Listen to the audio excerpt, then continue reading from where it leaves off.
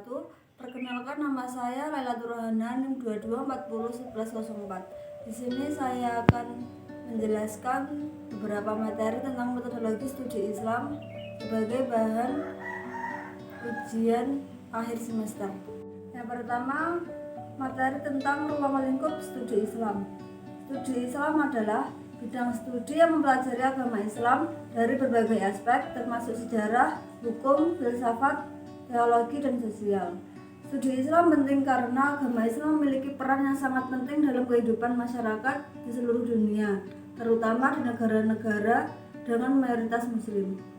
Karakteristik ajaran Islam yaitu: yang pertama ada bidang agama, kedua bidang ibadah, ketiga bidang akidah, yang keempat bidang ilmu dan kebudayaan, kelima bidang pendidikan, keenam bidang sosial, ketujuh bidang ekonomi, kedelapan bidang kesehatan, dan yang terakhir bidang politik pemerintahan. Untuk materi berikutnya yaitu metode memahami sumber ajaran Islam. Metode tafsir Quran berisi seperangkat kaidah atau aturan yang harus diindahkan ketika menafsirkan ayat-ayat Al-Quran. Maka apabila seorang menafsirkan ayat Quran tanpa menggunakan metode, tentu tidak mustahil ia akan keliru dalam penafsirannya. Tafsir serupa ini disebut tafsir di al-Rai al-Mad atau tafsir berdasarkan pikiran.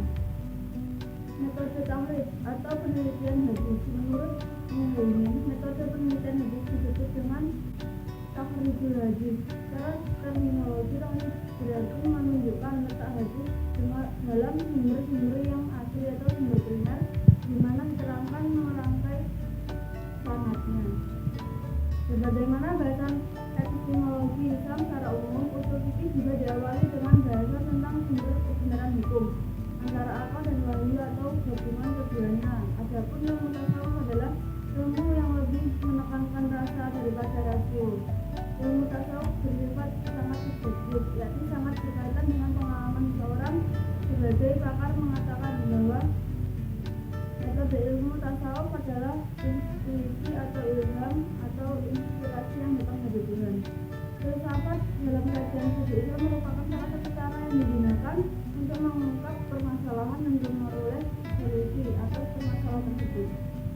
Metodologi kalam adalah ilmu yang mempelajari cara kerja yang dipakai tokoh-tokoh kalam dalam mendudukkan persoalan-persoalan etis secara ideologis dan sistematis atau dipahami masyarakat dengan baik.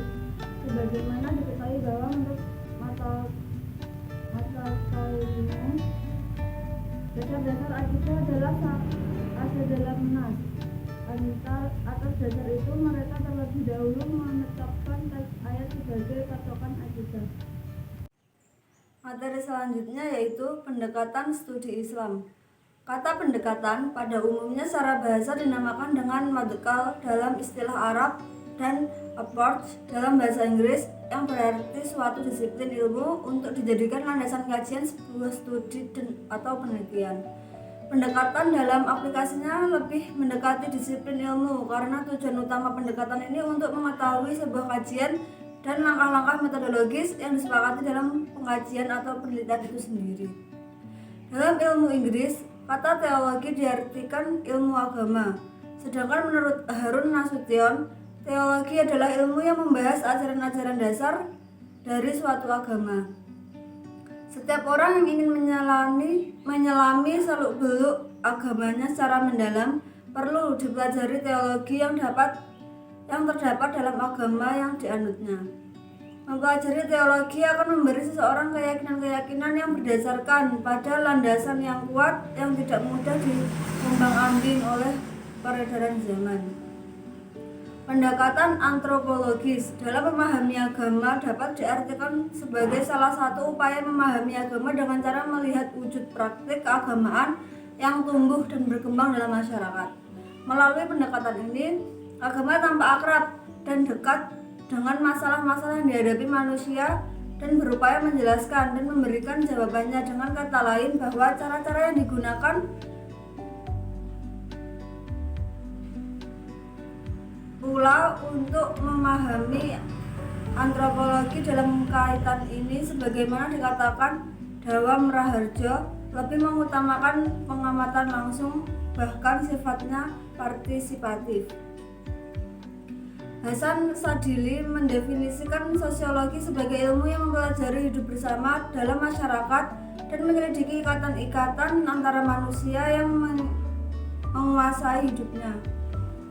Sosiologi mencoba mengerti sifat dan maksud bersama, cara terbentuknya dan tumbuh serta berubahnya perserikatan hidup itu serta pada kepercayaannya, keyakinan yang memberi sifat tersendiri terhadap cara hidup bersama itu dalam tiap persekutuan hidup manusia.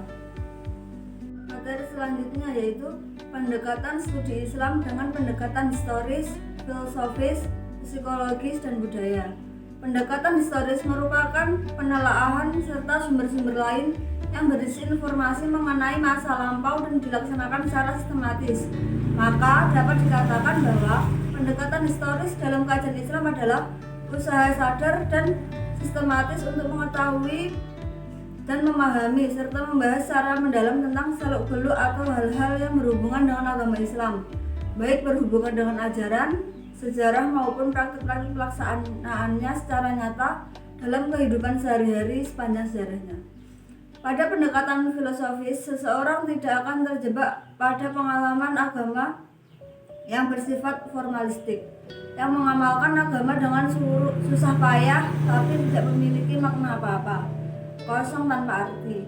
Yang didapatkan dari pengalaman agama hanyalah pengakuan formalistik, misalnya sudah haji, sudah menunaikan rukun Islam kelima dan berhenti sampai di situ saja. Pendekatan psikologis merupakan pendekatan yang bertujuan untuk melihat keadaan jiwa pribadi-pribadi yang beragama.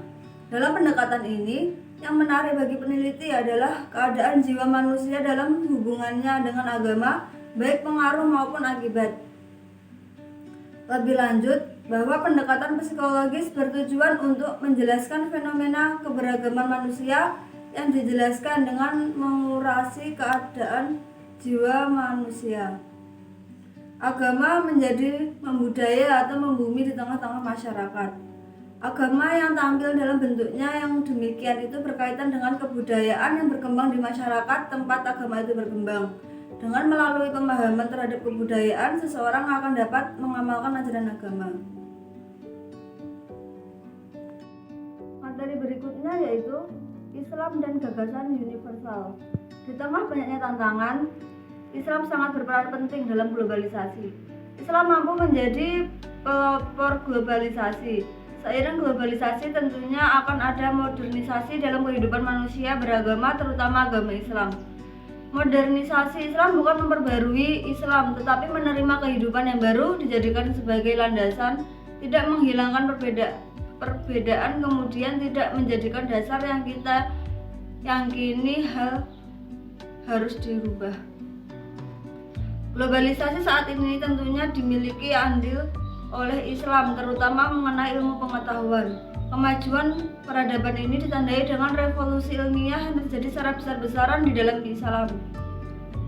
Walaupun saat ini lama-kelamaan kegemilangan Islam dalam dunia sains mulai menghilang dan digantikan dengan pengaruh Barat, dalam keadaan modernisasi dan globalisasi ini juga Islam sebagai agama fundamentalisme akan tetap berdiri dengan dasar-dasar agamanya. Bahkan di tengah keberagaman yang semakin menonjol, Islam sebagai agama eksklusif dan inklusif dapat menjelaskan dan mengatur keberagaman tersebut. Materi yang terakhir yaitu dinamika Islam kontemporer.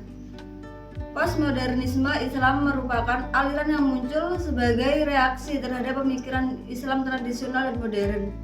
Postmodernisme Islam menolak pemikiran Islam tradisional yang dianggap kaku dan tidak sesuai dengan perkembangan zaman.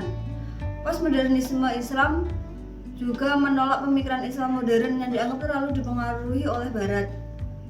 Postmodernisme Islam berpendapat bahwa Islam adalah agama yang terbuka dan dinamis. Islam tidak dapat dipahami secara kaku dan literal. Islam harus dipahami secara kontekstual sesuai dengan perkembangan zaman dan kebutuhan masyarakat. Neomodernisme Islam merupakan aliran yang berusaha memadukan pemikiran Islam tradisional dan modern. Neomodernisme Islam berpendapat bahwa Islam adalah agama yang otentik dan universal. Islam dapat diadaptasi dengan perkembangan zaman tanpa kehilangan jati dirinya. Neomodernisme Islam menekankan pada pentingnya reinterpretasi terhadap teks-teks keagamaan. Teks-teks keagamaan harus dipahami secara kontekstual sesuai dengan perkembangan zaman. Islam liberal merupakan aliran yang meyakini bahwa Islam tidak bertentangan dengan nilai-nilai modern dan demokrasi. Islam liberal berpendapat bahwa Islam adalah agama yang menjunjung tinggi nilai-nilai kemanusiaan seperti kebebasan, kesetaraan, dan persamaan. Hak Islam liberal menekankan pada pentingnya kebebasan beragama dan berekspresi. Islam liberal juga menekankan pada pentingnya peran perempuan dalam masyarakat. Islam kultural merupakan aliran yang menekankan pada aspek budaya dan tradisi Islam. Islam kultural berpendapat bahwa Islam tidak dapat dipisahkan dari budaya dan tradisi masyarakat Muslim. Islam kultural menekankan pentingnya melestarikan budaya dan tradisi Islam. Islam kultural juga menekankan pentingnya peran ulama dan kiai dalam menjaga kemurnian ajaran Islam. Islam struktural merupakan aliran yang menekankan pada aspek sosial dan politik Islam. Islam struktural berpendapat bahwa Islam adalah agama yang berkeadilan sosial. Islam harus mampu mewujudkan keadilan sosial bagi seluruh umat manusia. Islam struktural menekankan pentingnya perjuangan melawan ketimpangan sosial dan penindasan. Islam struktural juga menekankan pentingnya peran umat Islam dalam pembangunan masyarakat. Post-tradisionalisme Islam merupakan aliran yang berusaha memadukan pemikiran Islam tradisional dan modern dengan pendekatan filsafat. Post-tradisionalisme Islam berpendapat bahwa Islam adalah agama yang otentik dan universal. Islam dapat diadaptasi dengan perkembangan zaman tanpa kehilangan jati dirinya. Post-tradisionalisme Islam menekankan pada pentingnya reinterpretasi terhadap teks-teks keagamaan dan pendekatan filsafat. Teks-teks keagamaan harus dipahami secara kontekstual sesuai dengan perkembangan zaman dan kebutuhan masyarakat. Sekian pemaparan materi dari saya. Apabila ada salahnya, saya mohon maaf dan sebesar-besarnya. Wassalamualaikum warahmatullahi wabarakatuh.